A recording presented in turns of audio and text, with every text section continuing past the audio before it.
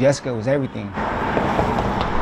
She was the bread and I was the butter. What do you say when the love of your life is no longer here? Without her, there's no me. What words do you use to describe the profound grief of her loss to your 4 children, all under the age of 10? She was very loving. How do you tell them the world is changing? No more bedtime hugs or walks to school, all because of a reported impaired driver. And she had 4 beautiful kids that loved her. She never hurt nobody. Devon Mayers was recently faced with explaining the unimaginable pain of losing his partner of 12 years, Jessica Fodge, to their children. My kids, they're strong, but they're taking it day by day. They really miss her.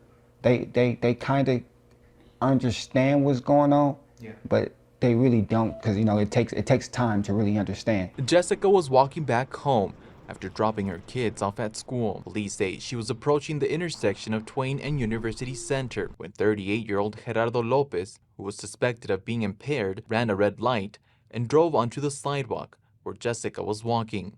She was struck and killed. Metro says this is the 35th traffic fatality in their jurisdiction. It's the 6th death involving an impaired driver. I woke up around 9 a.m. and I noticed she wasn't home yet. I'm worried already because I know her. She's always on time. I ended up getting up, going to walk outside and walking to the corner to see if I see her walking, and I didn't see her. So I decided to walk down farther, and that's when I noticed a crime scene. Investigation, taping everything up. He ends up leaving the scene and going to his kid's school to check if Jessica was there after he said police told him a pregnant woman was hit. Jessica was not pregnant. But after arriving at school, he learns his kids are there, but Jessica is nowhere to be found. He decides to take his kids home. So we end up walking back past that crime scene again. And I just felt like the whole time I was walking by that crime scene, something was calling me, like, I'm here, like, I'm right here, like, I'm here. I could just feel it was something there.